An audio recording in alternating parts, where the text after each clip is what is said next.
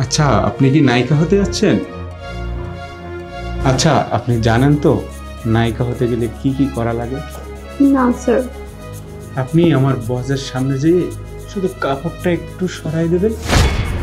আমার বসের না মেয়েলির সমস্যা আছে, যদি আপনার একটু পছন্দ হয়েই যায় না, আপনার চাকরি না কনফার্ম। আপনি শুধু একটু এই কাপড়টা একটু একটু এইভাবে সরাই দেবেন, ঠিক আছে? কিন্তু স্যার এগুলো কি ঠিক হবে? অবশ্যই। এটুকু না করলে আপনি মডেল হবেন কি করে? মডেল হতে গেলে না একটু আধটু এটা করা লাগে, বুঝছেন? আপনি স্যারের এখানে যান, শুধু এতটুকু করবেন, আমি যেটা বলছি একটু করলে চাকরি কনফার্ম। আপনি যান। আচ্ছা ঠিক আছে। আচ্ছা তাহলে আপনি যান।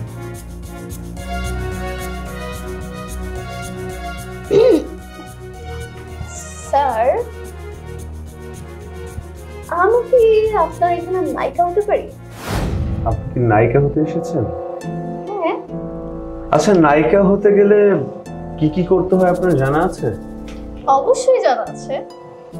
বলো তো, নায়িকা হতে গেলে কি করতে হয় প্রথমত? এই যে যা করছি। আচ্ছা আচ্ছা আচ্ছা, আমারও একজন মডেল দরকার। আপনিও দেখতে সুন্দর সুন্দর, তবে কি ভেবেছেন? শরীর দেখিয়ে, ফিটনেস দেখিয়ে একজন প্রডিউসার ডিরেক্টরকে ইমপ্রেস করে নায়িকা হতে চাচ্ছেন, তাই না? এটা একটা মিডিয়া। নায়িকা হতে চলে এসেছেন। নায়িকা হতে গেলে কি করতে হয়? তারপর আর্ট থাকতে হয়। একজন আর্টিস্ট কাকে বলে বুঝেন?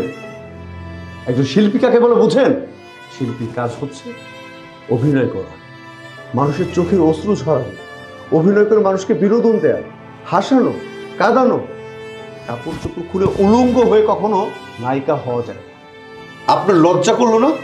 কে বলেছে আপনাকে? হ্যাঁ, একজন প্রডিউসারের সামনে এসে আপনি নিজের সম্মান নষ্ট করে আপনার বডি ফিটনেস দেখিয়ে বলছেন মাকে কি নায়িকা বানানো যায়? হ্যাঁ, নায়িকা কি এত সস্তা? এত ঠুকটো ব্যাপার নায়িকা হওয়া?